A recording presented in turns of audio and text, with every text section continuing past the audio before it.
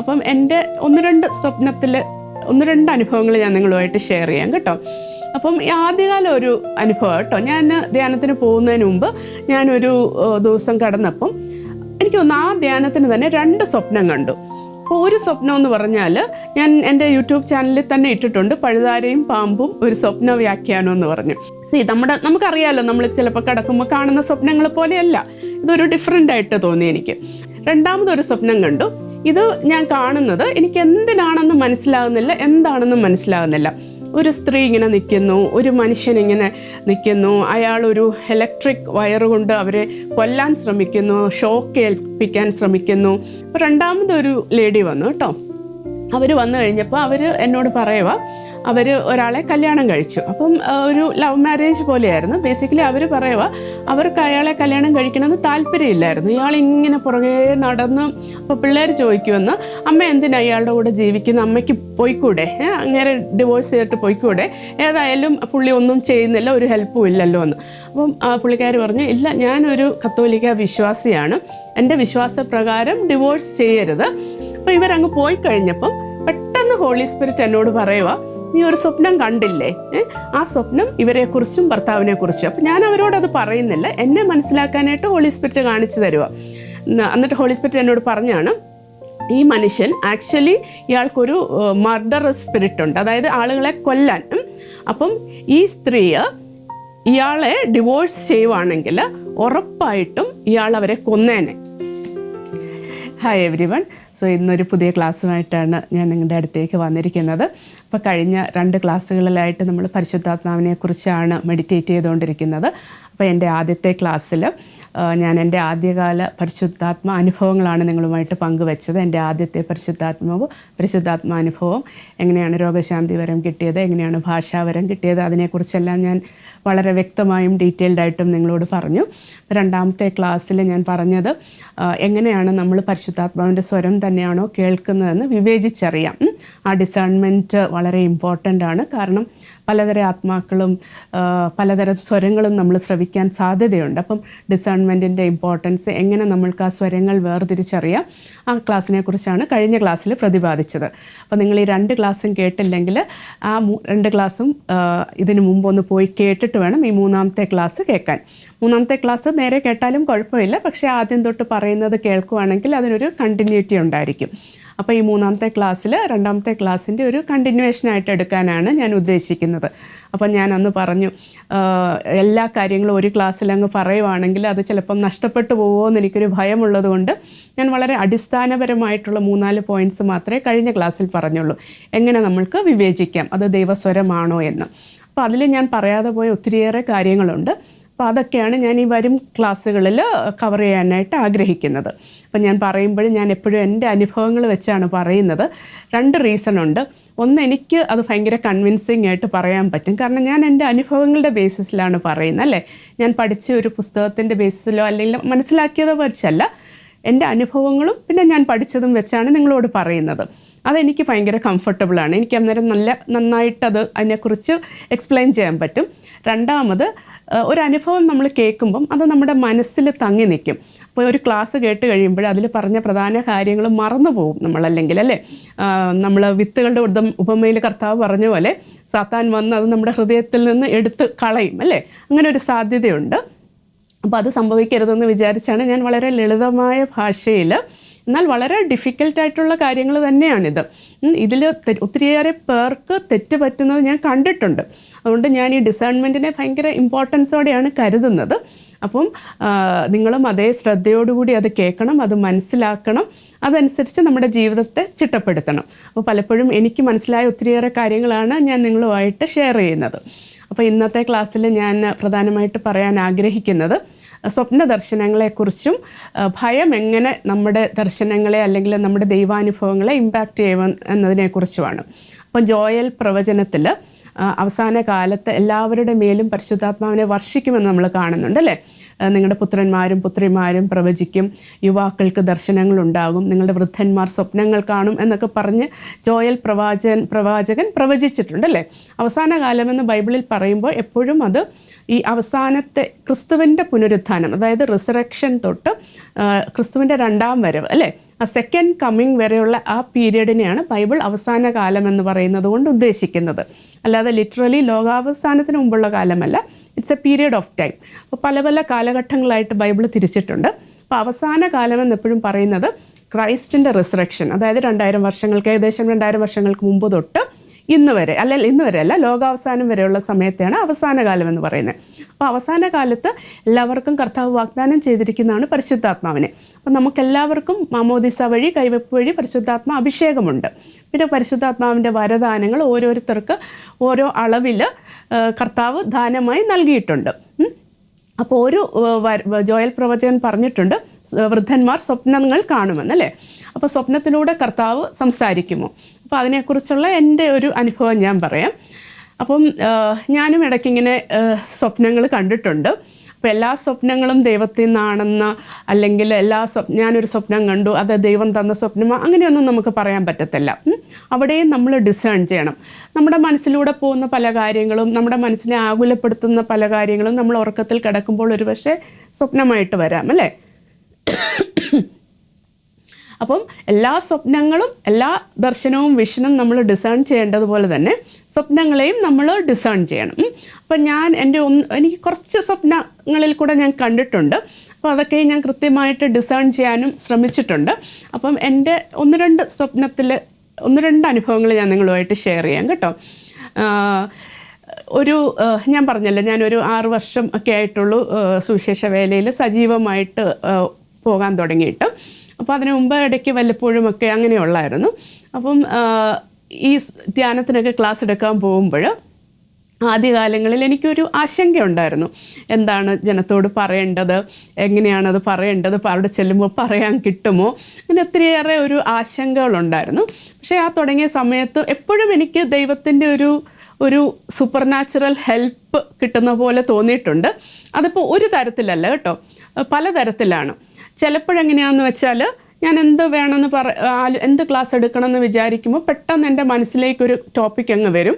എന്നിട്ട് അത് ഭയങ്കര വ്യക്തതയോടെ ആരോ ചിട്ടപ്പെടുത്തി തരുന്നത് പോലെ എൻ്റെ മനസ്സിലേക്ക് അങ്ങ് വരും. ഒരു പെട്ടെന്നൊരു ഒരു ഇങ്ങനെ കുത്തൊഴുക്ക് പോലെ എന്നൊക്കെ നമ്മൾ പറയൂലേ, അതുപോലെ കുറേ ആശയങ്ങൾ, ചിന്തകൾ അതൊരു ടോപ്പിക്കിനെ സംബന്ധിച്ച് ഇങ്ങനെ അങ്ങ് ആരോ ചിട്ടപ്പെടുത്തി തരുന്ന പോലെ ഒന്ന് വരും. അതൊരു രീതിയിൽ. ചിലപ്പോൾ ആണെങ്കിൽ ഒരു വേഴ്സായിരിക്കും ഞാൻ കേൾക്കുന്നത്. ഒരു വേഴ്സ് കേട്ട് കഴിയുമ്പോൾ ഞാൻ പറഞ്ഞില്ലേ, അത് ഭയങ്കരമായിട്ട് അതിനെക്കുറിച്ച് അങ്ങ് മനസ്സിലാവും ഒരൊറ്റ സെക്കൻഡ് കൊണ്ട്. എന്നിട്ട് എനിക്കതൊരു ക്ലാസ് ആയിട്ട് എടുക്കാൻ പറ്റും. ഒരു 20-25 മിനിറ്റ് അല്ലെങ്കിൽ 40 മിനിറ്റ് വരെ ക്ലാസ് എടുക്കാൻ പറ്റും. അത് വേറൊരു രീതിയിൽ. അപ്പം ഒരു പ്രാവശ്യം എനിക്കിതുപോലെ ചിലപ്പോൾ ഇതൊന്നും അല്ല, നമ്മൾ അവിടെ ചെന്ന് ഒരു വിശ്വാസത്തിൻ്റെ ഇതിൽ നിൽക്കുമ്പം അവിടെ ചെല്ലുമ്പോൾ കർത്താവ് തരും. അങ്ങനെ പല രീതിയിൽ എനിക്കൊരു ഹെൽപ്പ് കിട്ടിയിട്ടുണ്ട്. പക്ഷേ ഇതൊക്കെയാണെങ്കിലും ഞാൻ എൻ്റേതായ പ്രിപ്പറേഷനൊക്കെ ചെയ്യുന്നുണ്ട്. ഞാനെല്ലാം പ്രിപ്പയർ ചെയ്യുകയും എന്നെക്കൊണ്ട് പറ്റുന്ന പോലെയൊക്കെ ഞാൻ ബൈബിൾ പഠിക്കുകയും വായിക്കുകയും എഴുതുകയും മനസ്സിലാക്കാൻ ശ്രമിക്കുകയൊക്കെ ചെയ്യും അല്ലേ. ദൈവം നമുക്ക് തന്നിട്ടുള്ള താലന്തുകൾ, കഴിവുകൾ അത് നമ്മൾ ഉപയോഗിക്കണം അല്ലേ. അതിൻ്റെ മേളിൽ കർത്താവിന് തിരുമനസ്സാകുന്നെങ്കിൽ ഹെൽപ്പ് ചെയ്യട്ടെ. പക്ഷെ എപ്പോഴും ഞാൻ പോകുന്ന കർത്താവേ എന്നെ സഹായിക്കണമേ, എൻ്റെ കൂടെ വരണമേ, എൻ്റെ നാവിൻ്റെ നിയന്ത്രണം ഏറ്റെടുക്കണമേ, എൻ്റെ ചിന്തകളുടെ നിയന്ത്രണം ഏറ്റെടുക്കണമേ, എൻ്റെ മനസ്സിൻ്റെ നിയന്ത്രണം ഏറ്റെടുക്കണമേ, അവിടുന്ന് തന്നെ എന്നിലൂടെ സംസാരിക്കണമേ എന്ന് പറഞ്ഞാണ് ഞാൻ എപ്പോഴും പോകുന്നത്. അപ്പം ആദ്യകാലം ഒരു അനുഭവം കേട്ടോ. ഞാൻ ധ്യാനത്തിന് പോകുന്നതിന് മുമ്പ് ഞാനൊരു ദിവസം കടന്നപ്പം എനിക്ക് തോന്നുന്നു ആ ധ്യാനത്തിന് തന്നെ 2 സ്വപ്നം കണ്ടു. അപ്പോൾ ഒരു സ്വപ്നം എന്ന് പറഞ്ഞാൽ ഞാൻ എൻ്റെ യൂട്യൂബ് ചാനലിൽ തന്നെ ഇട്ടിട്ടുണ്ട്, പഴുതാരയും പാമ്പും ഒരു സ്വപ്ന വ്യാഖ്യാനം എന്ന് പറഞ്ഞു. അപ്പോൾ അതൊരു ക്ലാസ് എടുക്കാനുള്ള ഒരു സ്വപ്നമായിട്ട് തന്നെ എനിക്ക് മനസ്സിലായി.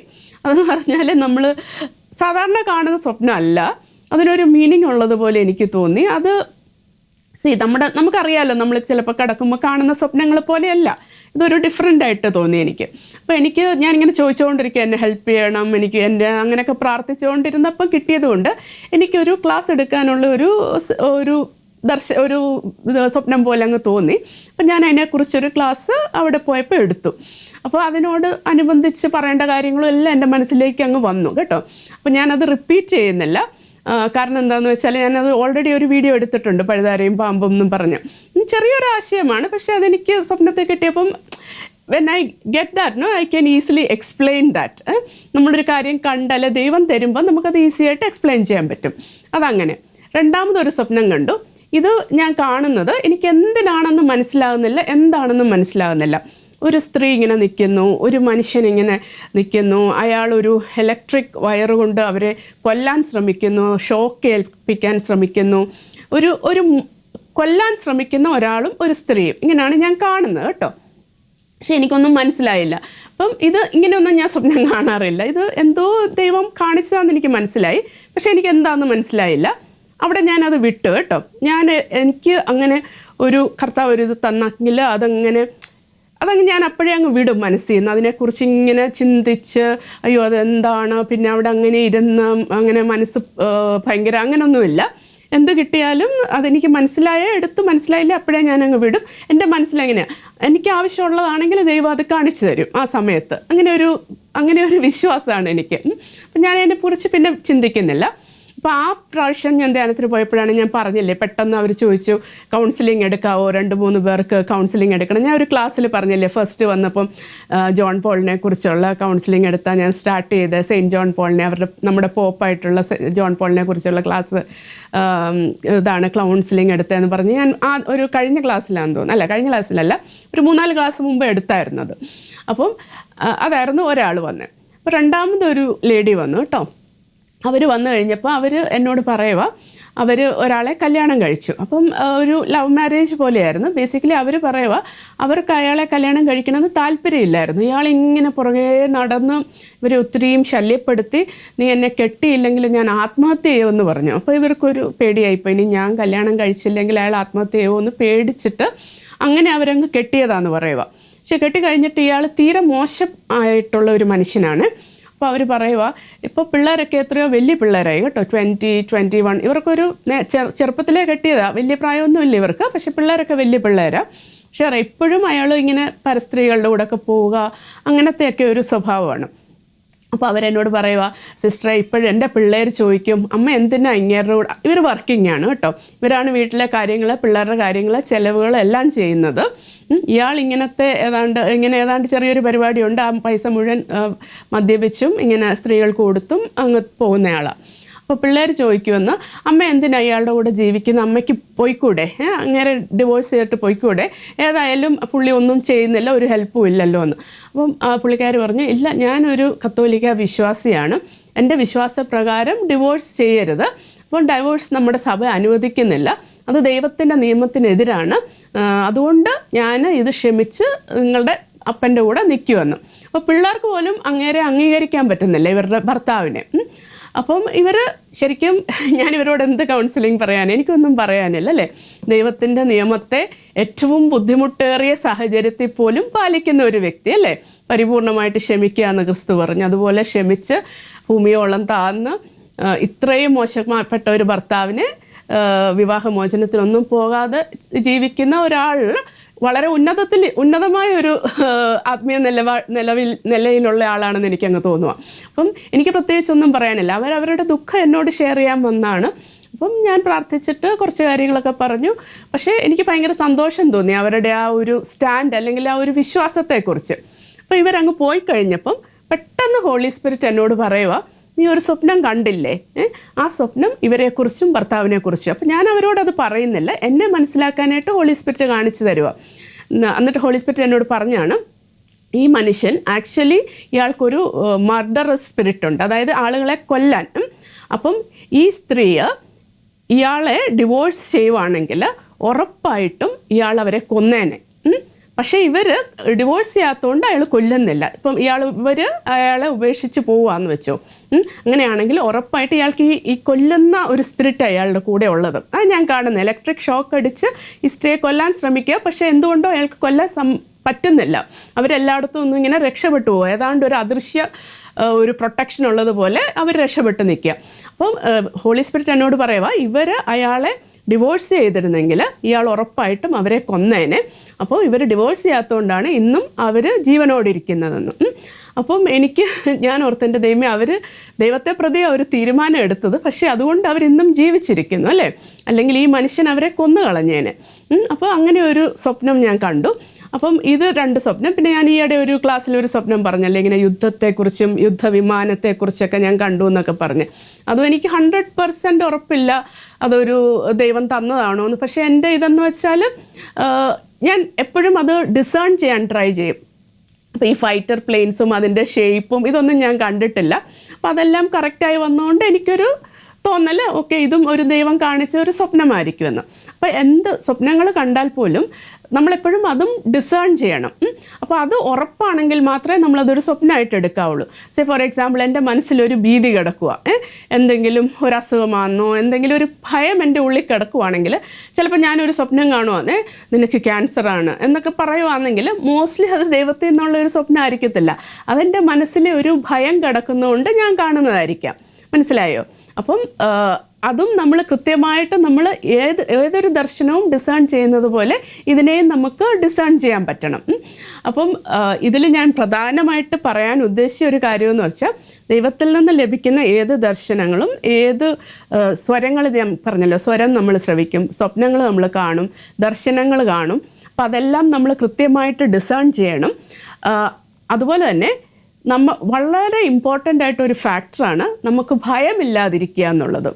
അപ്പം ഭയമെന്ന് പറയുന്ന, ഇപ്പം എനിക്ക് എല്ലാത്തിനെയും കുറിച്ചൊരു ഭയമുണ്ടെങ്കിൽ ഞാൻ കാണുന്ന വിഷൻസ് തെറ്റിപ്പോകാനുള്ള ചാൻസ് ഉണ്ട്, അല്ലെ അത് ഞാൻ മനസ്സിലാക്കുന്നതിൽ എനിക്ക് തെറ്റു വരാനുള്ള ചാൻസ് ഉണ്ട്. അത് ഞാൻ അനുഭവിച്ചിട്ടുള്ളതാണ്, ഞാൻ പലരിലും കണ്ടിട്ടുള്ളതുമാണ്. അതായത് പിശാച് എപ്പോഴും നമ്മുടെ ഭയത്തെ ഒരു ആയുധമായിട്ട് യൂസ് ചെയ്യും, അല്ലേ? അപ്പം നമ്മൾ പ്രാർത്ഥിക്കാനിരിക്കുന്ന ഉടനെ ഒരു വിഷൻ പോലെ കാണുന്ന പോലെ പിശാചിനൊരു ഇമാജിനേഷൻ നമ്മളിലേക്ക് കൊണ്ടുവരാം. ഓക്കെ, നിനക്ക് ഇപ്പോൾ നിൻ്റെ കുടുംബത്തിൽ ഒരാൾ മരിക്കാൻ പോവാണ്, അല്ലെങ്കിൽ നിന്നോട് വളരെ അടുത്ത് നിൽക്കുന്ന ഒരാൾ മരിക്കും, അല്ലെങ്കിൽ നിൻ്റെ റെപ്യൂട്ടേഷൻ ഒരു കുഴപ്പം പറ്റും, ഇങ്ങനെയൊക്കെയുള്ള ഭയപ്പെടുത്തുന്ന ചിന്തകൾ കൊണ്ടുവരാം. മനസ്സിലായോ? അപ്പോൾ വളരെ വളരെ വളരെ ഇമ്പോർട്ടൻ്റ് ആണ് നമുക്കൊന്നിനെക്കുറിച്ചും ഭയമില്ലാതിരിക്കുക എന്ന്. അപ്പോൾ മനുഷ്യമായിട്ട് നമുക്കെല്ലാവർക്കും ഓരോ മേഖലകളിൽ ഭയമുണ്ടല്ലേ? അപ്പം ആ ഭയമുണ്ടെങ്കിൽ, അല്ലെങ്കിൽ അത് നമ്മളെ ഭയപ്പെടുത്തുന്നുണ്ടെങ്കിൽ, അല്ലെ എന്തിനെക്കുറിച്ചെങ്കിലും നമുക്ക് ഭയമോ ആകുലതയോ ഉണ്ടെങ്കിൽ അതിലെ പറ്റി കാണുന്ന ദർശനങ്ങളോ കേൾക്കുന്ന സ്വരങ്ങളോ ഒക്കെ തെറ്റിപ്പോകാം. അതൊക്കെ ചിലപ്പോൾ നമ്മുടെ തന്നെ ഭയത്തിൽ നിന്നുള്ള ഇമാജിനേഷൻ ആകാം. മനസ്സിലായോ? അപ്പോൾ ഭയമില്ലാതിരിക്കുക എന്നുള്ളത് ഭയങ്കര ഇമ്പോർട്ടൻ്റ് ആണ്. അത് കർത്താവ് എന്നെ പല രീതിയിൽ പഠിപ്പിച്ചിട്ടുണ്ട്. അതായത് നമുക്കൊന്നിനെക്കുറിച്ചും ഭയം പാടില്ല. ഞാൻ ചില ആളുകളെ കണ്ടിട്ടുണ്ട്, അവർക്ക് പ്രാർത്ഥിക്കാൻ കൂടെ പേടിയാണ്. കാരണം എന്താണെന്ന്, മറ്റുള്ളവർക്ക് വേണ്ടി പ്രാർത്ഥിച്ചാൽ അവരുടെ പ്രശ്നങ്ങൾ നമുക്ക് വരുമോ, അങ്ങനെ ഭയപ്പെടുന്ന ഒത്തിരി പേരെ ഞാൻ കണ്ടിട്ടുണ്ട്. അപ്പോൾ പലരും ഇങ്ങനെ പറയുന്നത് പോലെയും ഞാൻ കേട്ടിട്ടുണ്ട്. അപ്പോൾ ആദ്യകാലത്ത് എനിക്കും എൻ്റെ ഒരു വളരെ അടുത്ത ഒരു സുഹൃത്ത് ഇങ്ങനെയൊക്കെ പറഞ്ഞിട്ട് അവർ ഒരാൾക്ക് വേണ്ടി പ്രാർത്ഥിച്ചു കേട്ടോ, വളരെ ആത്മാർത്ഥമായിട്ട് പ്രാർത്ഥിച്ച് ആ വ്യക്തിക്ക് ഉറങ്ങാൻ സാധിക്കത്തില്ലായിരുന്നു. അപ്പം ആ ഉറങ്ങാൻ സാധിക്കാത്ത വ്യക്തിക്ക് വേണ്ടി പ്രാർത്ഥിച്ചു കഴിഞ്ഞപ്പോൾ ആ വ്യക്തി ഉറങ്ങാൻ തുടങ്ങി. അപ്പോൾ ഈ സുഹൃത്ത് പറയുന്നത് എനിക്ക് പിന്നെ ഉറങ്ങാൻ പറ്റുന്നില്ല എന്നാണ്. അപ്പോൾ ഇങ്ങനെയൊക്കെ ആൾക്കാർ പറയുന്നത്, അല്ലെങ്കിൽ ചിലർ പറയും ഞാൻ ഇന്ന ആൾക്ക് വേണ്ടി പ്രാർത്ഥിച്ചു, ഉടനെ ഞാൻ ബൈക്കിൽ നിന്ന് താഴെ പോയി, അല്ലെങ്കിൽ വേറെ എന്തോ അപകടം എനിക്ക് പറ്റി. അതായത് ബേസിക്കലി അവർ പറയുന്ന അവരുടെ പിശാച് വന്ന് അടിച്ചു, നമുക്ക് അങ്ങനെ വന്നിട്ട് പ്രാർത്ഥിക്കാൻ ഭയമാണ് കേട്ടോ. അപ്പം ഞാനത് ബൈബിളിൽ നോക്കിയപ്പം ഒരിടത്തും എനിക്ക് അങ്ങനെ ഒരു പഠിപ്പിക്കൽ ബൈബിളിൽ കാണാൻ സാധിച്ചില്ല. അതായത് എല്ലായിടത്തും പറയുന്ന നമ്മൾ മറ്റുള്ളവർക്ക് വേണ്ടി പ്രാർത്ഥിക്കണം, അപേക്ഷകളാലും യാചനകളാലും നമ്മുടെ ആവശ്യങ്ങളും പറയണം, മറ്റുള്ളവർക്ക് വേണ്ടി പ്രത്യേകം പ്രാർത്ഥിക്കണം. പൗലോസ് അപ്പോസ്തലൻ പറഞ്ഞിട്ടുണ്ട്, ഭരണകർത്താക്കൾക്ക് വേണ്ടി എല്ലാവർക്കും വേണ്ടി പ്രാർത്ഥിക്കണം. അതൊരു വെളിപാടിൻ്റെ പുസ്തകത്തിൽ കാണുന്നുണ്ട്, വിശുദ്ധരുടെ പ്രാർത്ഥന ഒരു സുഗന്ധ ധൂപം പോലെയാണെന്നൊക്കെ. അപ്പോൾ അതൊരു വലിയ പുണ്യപ്രവൃത്തിയായിട്ടാണ് ബൈബിളിൽ ഞാൻ കാണുന്നത്, അല്ലേ? അല്ലെങ്കിൽ നമ്മൾ മറ്റുള്ളവർക്ക് വേണ്ടി പ്രാർത്ഥിക്കാൻ കടപ്പെട്ടവരാണെന്നാണ് നമ്മൾ കാണുന്നത്. അല്ലാതെ നമ്മൾ അവർക്ക് വേണ്ടി പ്രാർത്ഥിച്ച ഉടനെ അവരുടെ പ്രശ്നം നമുക്ക് വരും, അങ്ങനെ ഒരു പഠിപ്പിക്കൽ ഞാൻ ബൈബിളിൽ നോക്കിയിട്ട് ഞാൻ കാണുന്നില്ല. അപ്പോൾ പക്ഷേ പലരും ഇങ്ങനെ പറയുന്നുണ്ട്, ഞങ്ങൾക്ക് ഇങ്ങനെ അനുഭവം വന്നിട്ടുണ്ട്. 1-2 പ്രാവശ്യം ആദ്യമൊക്കെ എനിക്കും ഇച്ചിരി ഇത് കേട്ടിട്ടൊരു പേടിയായിട്ട് എനിക്കും ഇങ്ങനെ തോന്നിയിട്ടുണ്ട്. അവർക്ക് വേണ്ടി പ്രാർത്ഥിക്കുമ്പോൾ നമുക്കും എന്തോ ഒരു തിരിച്ചടി വരുന്ന പോലെ. പക്ഷെ ഞാൻ പിന്നീട് അതിനെപ്പറ്റി ആലോചിച്ചപ്പോൾ എനിക്ക് മനസ്സിലാകുന്നത് ഇതൊക്കെ നമ്മുടെ ഭയമാണ്. ചിലപ്പോൾ നമ്മൾ ഒരു കാര്യത്തെക്കുറിച്ച് ഭയപ്പെടുമ്പോൾ നമുക്കൊരു ഭയമാണ് പ്രാർത്ഥിക്കുമ്പം. അപ്പോൾ ആ ഭയം തന്നെ കാരണം നമുക്ക് ചിലപ്പോൾ ഇതൊക്കെ സംഭവിക്കുന്നതായിട്ട് തോന്നാം. ഒന്ന്, നമ്മുടെ തന്നെ ഭയം. ചിലപ്പോൾ പിശാച് അതിൽ ഇടപെടുമായിരിക്കും, അവനൊരു ഭയം വിതയ്ക്കാൻ സാധിക്കും, അല്ലേ? അപ്പോൾ ഞാനൊരു ക്ലാസ് എടുത്തായിരുന്നു, ക്യാൻ സേറ്റൻ പ്രെഡിക്റ്റ് ഫ്യൂച്ചർ എന്ന് പറഞ്ഞാൽ, കേട്ടിട്ടില്ലേ? ഒന്ന് കേട്ട് നോക്കണം. എങ്ങനെയാണ് പിശാചിൻ്റെ ഓരോ ട്രിക്സ്. അവനൊരു സൂപ്പർ നാച്ചുറൽ കേപ്പബിലിറ്റി ഇല്ല, അവനുള്ളത് സ്പ്രിറ്റർ നാച്ചുറൽ കേപ്പബിലിറ്റിയാണ്. അതായത് കുറേ കൂടെ ഇൻ്റലിജൻ്റ് ആയിട്ടുള്ള സ്പിരിറ്റാണ് നമ്മളെക്കാട്ടിലും. അപ്പോൾ അവൻ ആ ബുദ്ധിയും അവൻ്റെ ആ സ്പീഡും ഒക്കെ ഉപയോഗിച്ച് നമ്മളെ വഴിതെറ്റിക്കുന്നതാണ്. അപ്പം ഫോർ എക്സാമ്പിൾ, ഒരു ഹസ്ബൻഡും വൈഫും ഭയങ്കര കലഹമാണ്. അപ്പോൾ വേറൊരാൾ അവർക്ക് വേണ്ടി പ്രാർത്ഥിച്ചു. അപ്പോൾ പ്രാർത്ഥിച്ചു കഴിഞ്ഞ ഉടനെ ഇവരുടെ വീട്ടിൽ കലഹമായി. അപ്പോൾ ഇവർക്ക് പിന്നെ അടുത്ത പ്രാവശ്യം പ്രാർത്ഥിക്കാൻ പേടിയാവും അല്ലേ? പക്ഷേ ഒരു പക്ഷേ പിശാച് കൊണ്ടുവന്നിട്ട് ഒരു ചിന്ത തരുന്ന ഒരു വഴക്കുണ്ടാക്കാമല്ല, അവനൊരു കാര്യം എന്ന് പറഞ്ഞാൽ നമ്മുടെ ചിന്തകളെ അവന് ഇൻഫ്ലുവൻസ് ചെയ്യാം അല്ലേ? ഭാര്യയും ഭർത്താവും ആയിരിക്കുമ്പോൾ ഭർത്താവ് പറഞ്ഞ ഒരു കാര്യം അല്ലെ പഴയ ഒരു വഴക്ക് മനസ്സിലേക്ക് കൊണ്ടുവന്നിട്ട് അവിടെ ഒരു ഫ്രിക്ഷൻ ഉണ്ടാക്കാം അല്ലേ? അപ്പോൾ ഒരുപക്ഷെ പിശാച് വർക്ക് ചെയ്യുന്നതായിരിക്കാം, ചിലപ്പോൾ ഒരുപക്ഷെ നമ്മുടെ തന്നെ ഭയമായിരിക്കാം. അപ്പം നമ്മൾ ഈ ദർശനങ്ങളും എല്ലാം പരിശുദ്ധാത്മ ഓരോ ദാനങ്ങളും ഡിസേൺ ചെയ്യുമ്പം നമുക്ക് ഭയം ഉണ്ടായിരിക്കരുത്. അതുപോലെ തന്നെ മറ്റുള്ളവർക്ക് വേണ്ടി പ്രാർത്ഥിക്കാനും ഒരു തരത്തിലും ഭയപ്പെടേണ്ട ആവശ്യമില്ല. കാരണം ഞാൻ ഒത്തിരി പേർക്ക് വേണ്ടി പ്രാർത്ഥിക്കാറുണ്ട്, ഞാൻ വളരെ ആത്മാർത്ഥതയോടെ പ്രാർത്ഥിക്കാറുണ്ട്. ഇപ്പോൾ എൻ്റെ വീഡിയോയുടെ അടിയിൽ വരുന്ന ഓരോ കമൻസും എനിക്ക് ഓരോ കമൻറ്റിനും റിപ്ലൈ ചെയ്യുമ്പോൾ ഞാൻ ഒരു നിമിഷം അവർക്ക് വേണ്ടി പ്രാർത്ഥിക്കാറുണ്ട്. അല്ലെങ്കിൽ എനിക്ക് ഒത്തിരി നേരം ഇരുന്ന് ഓരോ ആവശ്യങ്ങളും പറഞ്ഞ് അങ്ങനെ ഒത്തിരി നേരം ഇരുന്ന് പ്രാർത്ഥിക്കാൻ പറ്റത്തില്ല. കാരണം ഞാൻ ജോലി ചെയ്യുന്ന ആളാണ്, പിന്നെ വീഡിയോസ് ചെയ്യുന്നുണ്ട്, ഒത്തിരി കാര്യങ്ങളുണ്ട്, വീട്ടിലെ കാര്യങ്ങളുണ്ട്. അങ്ങനെ എനിക്ക് അത്രയും സമയം കിട്ടത്തില്ല. അപ്പം ഞാനതിനെ എങ്ങനെയാണ് കോമ്പൻസേറ്റ് ചെയ്യുന്നതെന്ന് വെച്ചാൽ വളരെ സ്നേഹത്തോടെ എൻ്റെ ഒരു വിഷയം പോലെ അതങ്ങ് പ്രാർത്ഥിക്കും. എനിക്കൊരു വിഷമം ഉണ്ടെങ്കിൽ ഞാൻ എങ്ങനെ പ്രാർത്ഥിക്കുമോ അതേ ഒരു ആത്മാർത്ഥതയോടെയും സ്നേഹത്തോടെയും പ്രാർത്ഥിക്കാൻ ട്രൈ ചെയ്യും. അതായത് ആ സമയം കുറവിനെ ഇങ്ങനെയാണ് ഞാൻ സബ്സ്റ്റിറ്റ്യൂട്ട് ചെയ്യുന്നത്. അതുപോലെ തന്നെ ഓരോ വീഡിയോയ്ക്കും വരുന്ന കമൻസിന് ഞാൻ കുർബാനയ്ക്ക് പൈസ കൊടുത്ത് പ്രാർത്ഥിക്കും. എല്ലാ ദിവസവും ഞാൻ ഡെയിലി മാസിന് പോവും. ആ സമയത്ത് ഞാൻ കുർബാനയിൽ ഓരോ വിഷയങ്ങൾ സമർപ്പിച്ച് പ്രാർത്ഥിക്കും. അങ്ങനെ വളരെ ആത്മാർത്ഥതയോടെ പ്രാർത്ഥിക്കാറുണ്ട്. പക്ഷേ ഈ പ്രാർത്ഥിക്കുന്ന ഒരു വിഷയത്തിൻ്റെ മേലും എനിക്കൊരു തിരിച്ചടി വന്നതായിട്ട് എനിക്ക് തോന്നിയിട്ടില്ല. അങ്ങനെ എനിക്കൊരു ഭയവുമില്ല. എന്തെങ്കിലും ഒരു കുഞ്ഞ് തിരിച്ചടി വന്നാലും അത് എനിക്ക് ഏൽക്കുന്നതിനും കുഴപ്പമില്ല. അതാണ് എൻ്റെ ഒരു മെൻറ്റാലിറ്റി. അതായത് നമ്മൾ ക്രിസ്തുവിന് വേണ്ടി ജീവിക്കുമ്പോൾ, അല്ലെങ്കിൽ നമ്മൾ ക്രിസ്തുവിന് വേണ്ടി ഒരു സ്റ്റാൻഡ് എടുക്കുമ്പോൾ നമ്മളെ ഭയപ്പെടുത്താൻ പിശാച് ഒത്തിരി ട്രൈ ചെയ്യും. അപ്പോൾ ഭയപ്പെടുത്തിയാൽ എന്താ, ഒരു ഡിസ്റ്റർബൻസ് ഉണ്ടാക്കിയാൽ എന്താ, നമ്മൾ പ്രാർത്ഥിക്കത്തില്ല അല്ലേ? അല്ലെങ്കിൽ നമുക്കൊരു പേടിയാകും, അയ്യോ ഞാൻ പ്രാർത്ഥിച്ചാൽ അല്ലെങ്കിൽ ദൈവത്തോട് അടുത്താൽ ഇന്ന പ്രശ്നങ്ങളുണ്ടാകും. ചിലർ പറയും ദൈവത്തോട് അടുക്കുമ്പോൾ അയ്യോ ആകെ പ്രശ്നങ്ങളായിരുന്നു, ആകെ അടിയായിരുന്നു, ഞാൻ പ്രാർത്ഥിക്കുന്നവരെ ഒരു കുഴപ്പമില്ലായിരുന്നു, പ്രാർത്ഥിക്കാതിരുന്നപ്പോൾ ഒരു കുഴപ്പമില്ലായിരുന്നു, പ്രാർത്ഥന തുടങ്ങിയപ്പോൾ ഭയങ്കര തിരിച്ചടിയാന്നൊക്കെ പറയുന്നവരെ ഞാൻ കണ്ടിട്ടുണ്ട്. ശരിയാണ്, പ്രാർത്ഥിക്കുന്നതിന് മുമ്പ് പിശാചിന് പ്രശ്നമില്ല. പ്രാർത്ഥിക്കാൻ തുടങ്ങുമ്പോൾ പിശാചിന് അസൂയയാണ്. നിങ്ങൾ സമാധാനത്തിലേക്ക് പോവും, ദൈവത്തോട് അടുക്കും തോറും ആ ഒരു ഇര നഷ്ടപ്പെടും. അപ്പോൾ അവൻ കുറേ ഡിസ്റ്റർബൻസ് ഉണ്ടാക്കാൻ നോക്കും. അത്രയേ ഉള്ളൂ അതിനകത്ത്, അല്ലാതെ വേറൊരു കാര്യമില്ല. അപ്പം നമ്മൾ എന്നാ ചെയ്യേണ്ടത്? ഭയപ്പെടരുത്, ഒന്നിനെയും ഭയപ്പെടേണ്ട. ഉത്തമ ഗീതത്തിലെ ഉത്തമ മണവാട്ടിയെക്കുറിച്ച് കർത്താവ് പറയുന്നത് എന്താണ്? ഫറവോയുടെ രഥത്തിന് കെട്ടുന്ന പെൺകുതിരയോട് ഞാൻ നിന്നെ ഉപമിക്കുന്നു എന്നാണ് പറയുന്നത്. I compare you to the mare of Pharaoh's chariot അല്ലേ? ആ mare of Pharaoh's chariot stands for courage അല്ലേ? Stands for dignity, it stands for nobility.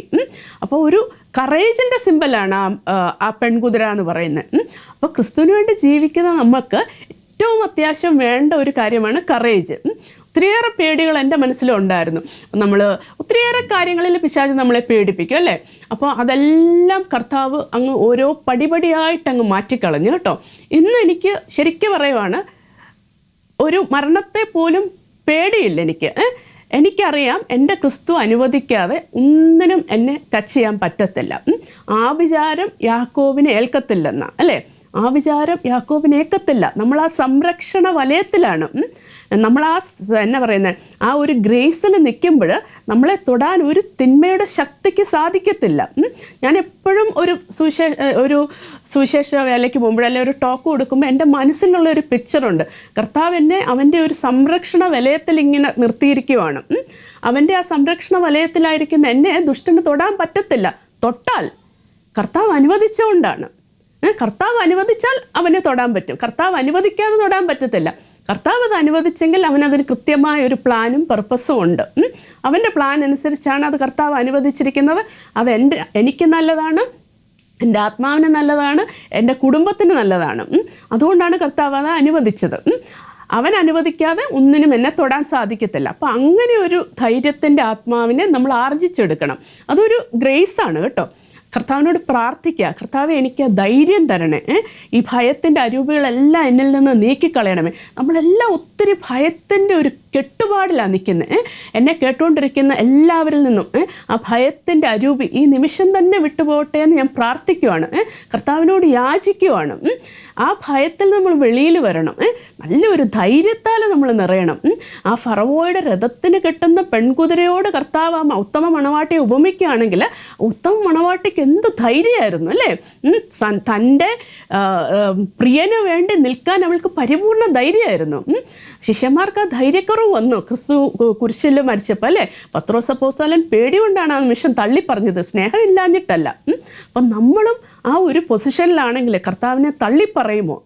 എന്തായിരിക്കും നമ്മുടെ സ്റ്റാൻഡ്? നമ്മുടെ മനസ്സിനെ, മനസാക്ഷിയെ നമുക്കൊന്ന് വിശകലനം ചെയ്യാം ഈ നിമിഷം കേട്ടോ. എന്തെങ്കിലും ഭീരുത്വത്തിൻ്റെ ആത്മാവ് നമ്മളിൽ ഉണ്ടെങ്കിൽ അതെല്ലാം നീങ്ങിപ്പോകാനായിട്ട് നമുക്ക് പ്രാർത്ഥിക്കാം. മറ്റുള്ളവർക്ക് വേണ്ടിയൊക്കെ ധൈര്യമായിട്ട് പ്രാർത്ഥിച്ചോ, ഒന്നും സംഭവിക്കത്തില്ല കേട്ടോ. ഒരു തിന്മയുടെ അരൂപിക്കും നമ്മളെ തൊടാൻ പറ്റത്തില്ല കർത്താവ് അനുവദിക്കാതെ. അപ്പോൾ എന്തെങ്കിലും ഭയം ഉണ്ടെങ്കിൽ നമ്മൾ പിശാചിനോട് കമാൻഡ് ചെയ്യോ, ഇറങ്ങിപ്പോന്ന് പറയുമോ ഒന്നും അല്ല ചെയ്യുന്നത് അല്ലേ. അത് അതോറിറ്റി ഉള്ളവർ ചെയ്തോട്ടെ. ഞാൻ എൻ്റെ സഹോദരന് വേണ്ടി പ്രാർത്ഥിക്കാം, എൻ്റെ കർത്താവേ ഇയാൾക്ക് ഇന്ന വിഷമമുണ്ട്, അവൻ ഒത്തിരി വേദനിക്കുന്ന കർത്താവേ, ആ വിഷയത്തിൽ അവിടെ ഇടപെടണമേ, ആ സഹോദരനോട് കരുണയായിരിക്കണമേ എന്ന് പ്രാർത്ഥിച്ചത് കൊണ്ട് ഒരു കുഴപ്പവും വരത്തില്ല. എന്തെങ്കിലും കുഴപ്പം വരുവാണെങ്കിൽ അത് പിശാച് നിങ്ങളെ ഡിസ്ട്രാക്റ്റ് ചെയ്യുന്നതാണ്, ഡിസ്റ്റർബ് ചെയ്യുന്നതാണ്, പ്രാർത്ഥനയിൽ നിന്ന് പിന്തിരിപ്പിക്കുന്നതാണ്. അതാണ് എൻ്റെ ഒരു അനുഭവം. ഞാൻ ഒത്തിരിയേറെ ആൾക്കാർക്ക് വേണ്ടി പ്രാർത്ഥിച്ചിട്ടുണ്ട്. ഒന്നും എന്നെ ബാധിച്ചതായിട്ട് എനിക്ക് തോന്നിയിട്ടില്ല. ഒരാക്രമണവും എൻ്റെ നേരെ ഉണ്ടായതായിട്ട് എനിക്ക് തോന്നിയിട്ടില്ല. മറിച്ച് എനിക്കുണ്ടാകാമായിരുന്ന പല ആപത്തുകളിൽ നിന്നും, പല അപകടങ്ങളിൽ നിന്നും അത്ഭുതകരമായി മിറക്കുലസായി എൻ്റെ കർത്താവ് എന്നെ സേവ് ചെയ്തിട്ടുണ്ട് കേട്ടോ. ഞങ്ങളുടെ യൂട്യൂബ് ചാനൽ കാണുവാണെങ്കിൽ അറിയാം, വലിയൊരു അപകടത്തിൽ നിന്ന്, ബാക്ക് ടു ബാക്ക് ആക്സിഡൻറ്റിൽ നിന്നൊക്കെ കർത്താവ് അത്ഭുതകരമായി രക്ഷപ്പെടുത്തിയിട്ടുണ്ട്. അപ്പം നമ്മൾ പ്രാർത്ഥിച്ച ഒത്തിരിയേറെ ആൾക്കാരുടെ പ്രാർത്ഥന നമുക്ക് തിരിച്ചും കിട്ടും അല്ലേ. അപ്പം എൻ്റെ ഒരു അനുഭവം തിരിച്ചാണ്. നമുക്ക് അതൊരു അനുഗ്രഹമായിട്ടാണ് എപ്പോഴും എനിക്ക് അത് തോന്നിയിരിക്കുന്നത്. ഞാൻ എന്താവശ്യം ആൾക്കാർ പറഞ്ഞാലും എന്ത് തന്നെ ആയിക്കോട്ടെ, അസുഖം പോകുന്ന, അസുഖം മാറാൻ, അല്ലെങ്കിൽ ജോലിയുടെ ആവശ്യം, അല്ലെങ്കിൽ ഫൈനാൻഷ്യൽ പ്രോബ്ലം, അല്ലെങ്കിൽ ഹസ്ബൻഡും വൈഫും തമ്മിലുള്ള മാരേജ് ഇഷ്യൂസ്, കുട്ടികളുടെ ഇഷ്യൂസ് എല്ലാം ഞാൻ പ്രാർത്ഥിക്കാറുണ്ട്. വളരെ ആത്മാർത്ഥമായി പ്രാർത്ഥിക്കാറുണ്ട്. നിങ്ങളും ധൈര്യമായിട്ട് പ്രാർത്ഥിച്ചോ, കർത്താവിൻ്റെ സംരക്ഷണവും അനുഗ്രഹവും നിങ്ങളുടെ കൂടെ ഉണ്ടായിരിക്കും. അപ്പോൾ ഭയം ഒരു വലിയ ഫാക്ടറാണ്. അപ്പോൾ അത് മാറിപ്പോകാനായിട്ട് എപ്പോഴും കർത്താവിനോട് പ്രാർത്ഥിക്കുക കേട്ടോ. അപ്പം ഈ ഒരു ചെറിയ ചിന്തയോടെ ഇന്നത്തെ ക്ലാസ് അവസാനിപ്പിക്കുന്നു. അടുത്ത ക്ലാസ്സിൽ നമുക്കിത് കണ്ടിന്യൂ ചെയ്യാം. Thank you. God bless you all.